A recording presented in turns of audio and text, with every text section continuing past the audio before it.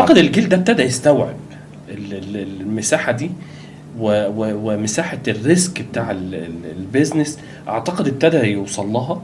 هو محتاج تشجيع بس.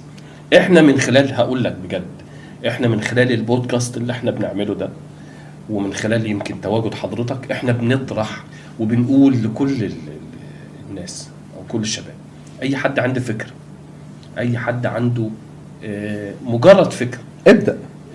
واحنا نساعدك. هي البداية بس. احنا نساعدك بالظبط. شوف اللي نقدر نساعد بيه. بالظبط. لو تقدر توجي وتتكلم وتقول انا عندي فكرة كذا، وبتطرح فكرتك ومحتاج حد كتمويل، احنا بنطرح تيجي وتقول يا جماعة انا عندي دراسة جدوى عن كذا كذا كذا، وبس ينقصني التمويل او ينقصني الاجراءات الادارية. كل الحاجات دي تطرحها احنا من خلال البرنامج اللي احنا بنتكلم فيه.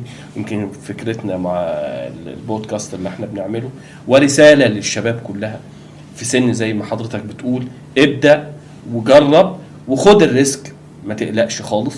ودايما الحياة محتاجة المعافرة